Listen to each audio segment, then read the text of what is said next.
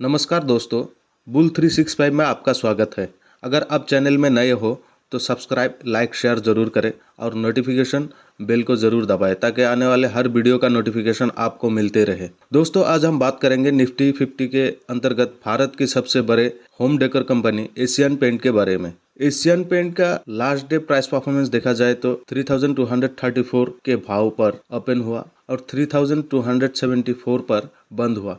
Stock का day high 3283 था और डे लो 3221 लेवल पर पहुंच गया था। ओवरऑल स्टॉक का डे परफॉर्मेंस 1.12% तेजी के साथ बंद हुआ। वही पिछले एक हफ्ते का परफॉर्मेंस देखा जाए तो 2.61% तेजी था। स्टॉक को थोड़ा लॉन्ग टर्म नज़रिए से देखेंगे तो एक महीने में 1.70 तेजी था, 6 महीने में 17.22% तेजी देखने को मिलता है। पिछले एक साल का स्टॉक परफॉर्मेंस -4.58% देखने को मिलता है। वही अगर हम 5 साल का परफॉर्मेंस देखें तो 153.65% की एक शानदार तेजी देखने को मिलता है। मतलब इस पर्टिकुलर स्टॉक में स्ट्रेटेजी के साथ लॉन्ग टर्म के लिए इन्वेस्ट करते हैं तो एक हैवी रिटर्न एक्सपेक्ट कर सकते हैं।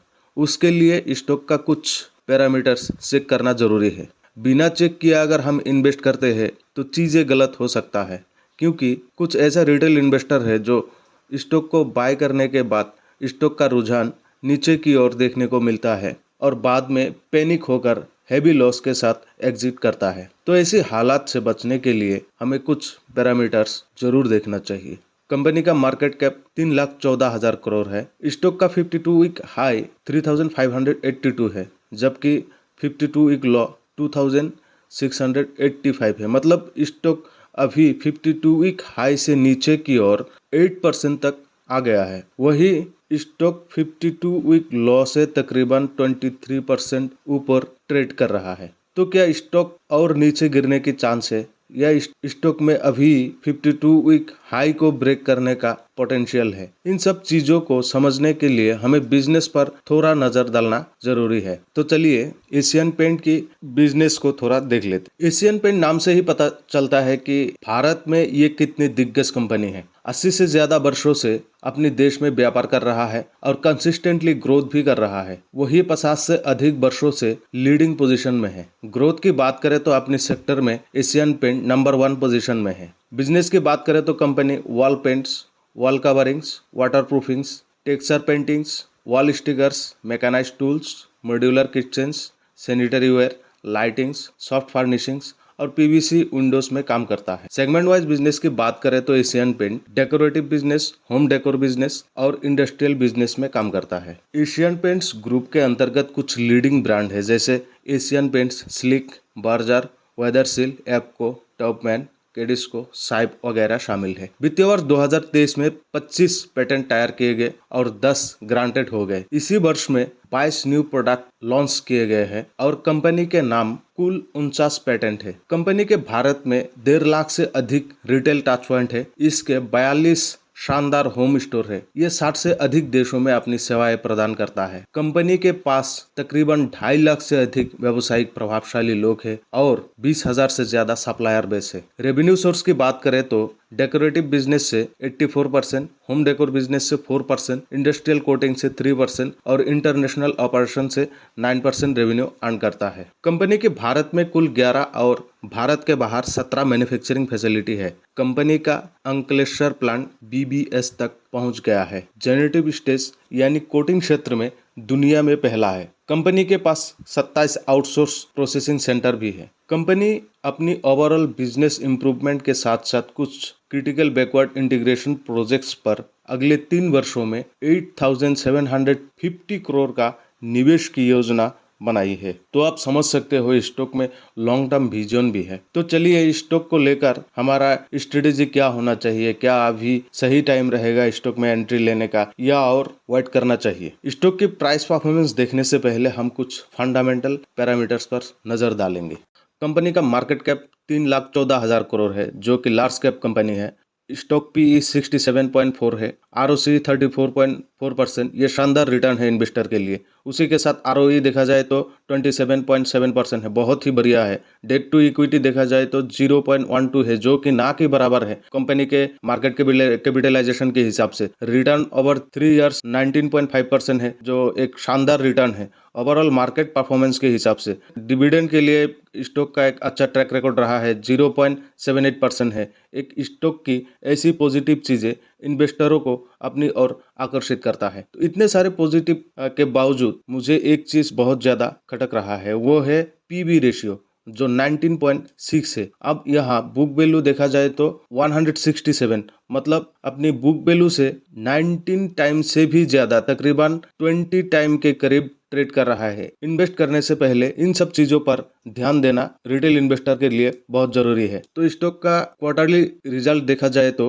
सेल्स में 2022 सितंबर से देखेंगे तो यहाँ पर 2022 सितंबर में 8458, 2022 दिसंबर क्वार्टर में वो इंक्रीज होकर 8637 हुआ। उसके बाद 2023 मार्च में इंक्रीज होकर 8787 हुआ। वो जून क्वार्टर में इंक्रीज होकर 9182। तो सेल्स लगातार इंक्रीज हो रहा है। तो यहाँ पर नेट प्रॉफिट देखा जाए तो ये भी कंसिस्टेंटली प्रॉफिट में है। सितंबर 2022 में 804 था, वही दिसंबर क्वार्टर में 1097 और मार्च क्वार्टर में 1258, वही जून क्वार्टर में 1575 है। तो ये काफी इंक्रीजिंग फेज में है। ईयरली प्रॉफिट देखे तो हम 2019 से देखेंगे, 2019 में नेट प्रॉफिट था 2208, वही 2020 में इनका प्रॉफिट 2774 और ये इंक्रीज होकर 2021 में 3207 था और 2022 में पहले से इंक्रीज होकर 3085 हुआ और 2023 में 4195 है। यहाँ एक चीज गौर करेंगे कि पेंडेमिक, जियोपॉलिटिक्स, इन्फ्लेशन वगैरह के बावजूद भी स्टॉक परफॉर्मेंस में लगातार इंक्रीज हुआ। तो आप अंदाजा लगा सकते हो आने वाले दिनों में कितना रिटर्न दे सकता है। कंपाउंड सेल ग्रोथ 10 साल में 13%, स्टॉक प्राइस CAGR 10 साल में 21%। ये बहुत ही शानदार रिटर्न लॉन्ग टर्म इन्वेस्टर के लिए। प्रोमोटर होल्डिंग देखा जाए तो 52.63 है। FII की बात करें तो मार्च क्वार्टर में 17.2% था, वो इंक्रीज होकर जून क्वार्टर में 17.48%, काफी इंक्रीज हुआ है। DII परसेंट भी काफी इंक्रीज हुआ है। मार्च क्वार्टर में 9.96% था, वो इंक्रीज होकर 10.01%। गवर्नमेंट के पास 0.05%, जो कि ना के बराबर है। तो यहाँ पर पब्लिक सेक्टर में थोड़ा सा डिक्रीज हुआ है। तो इन्वेस्ट करने से पहले इन सब चीजों पर ध्यान देना रिटेल इन्वेस्टर के लिए बहुत जरूरी है। तो अब हम चार्ट पर थोड़ा नजर डालेंगे। सबसे पहले हम स्टॉक को डेली चार्ट फ्रेम में देखेंगे। दोस्तों, डेली चार्ट फ्रेम में stock recent support level 3196 level को ब्रेक करने की कोशिश की, लेकिन सपोर्ट को मेंटेन करते हुए स्टॉक रिवर्स लिया और काफी अच्छे वॉल्यूम के साथ तेजी की ओर गया। अब यहाँ ये देखना है कि रिसेंट मेजर रेजिस्टेंस लेवल को कितने दिन में ब्रेक करता है। स्टॉक 200 डेज मूविंग एवरेज के ऊपर ट्रेड कर रहा है, लेकिन 50 डेज मूविंग एवरेज के काफी करीब। और यहाँ पर एक चीज गौर कीजिए तो देखेंगे रिसेंट रेजिस्टेंस लेवल और 50 डे मूविंग एवरेज एक ही साथ है। मतलब इस लेवल को अगर अच्छे वॉल्यूम के साथ ब्रेक करता है तो स्टॉक सीधा 3590 लेवल तक पहुंचने की पूरा चांस है। हम थोड़ा लॉन्ग टर्म नजरिए से वीकली चार्ट फ्रेम पर देखेंगे। यहाँ पर देखिए चीजें एकदम से क्लियर में दिखाई दे रहा है। अगर हम रेसिस्टेंस लेवल को देखेंगे तो तीन बार कोशिश की गई है 3588 लेवल को ब्रेक करने की, लेकिन बार बार नीचे की ओर रिवर्स हुआ। वही सपोर्ट की ओर देखें तो मेजर सपोर्ट लेवल 2560 को मेंटेन करते हुए स्टॉक कंसोलिडेशन रेंज में ही हायर हाई बनाई है और रुझान ऊपर की ओर दिख रहा है। लॉन्ग टर्म नजरिए से देखें तो स्टॉक शॉर्ट टाइम में ही मेजर रेजिस्टेंस की ओर जाने की पूरा चांस है। ऐसी स्टॉक में अपना कैपिटल एकदम से ना लगाकर स्ट्रेटेजी के साथ अगर पार्ट इन्वेस्ट करते हैं तो शॉर्ट टाइम में अच्छा रिजल्ट एक्सपेक्ट कर सकते हैं। तो दोस्तों, एशियन पेंट स्टॉक के बारे में कुछ पैरामीटर्स डिस्कस करने की कोशिश की। चीजों को समझकर अगर आपको अच्छा लगे तो ही फोकस कीजिए। और आखिर में एक बात बता दूं, ये वीडियो सिर्फ एजुकेशन पर्पस के लिए है, कोई बाय या सेल का रिकमेंडेशन नहीं है। वीडियो को अच्छा लगे तो सब्सक्राइब जरूर करें। Thank you.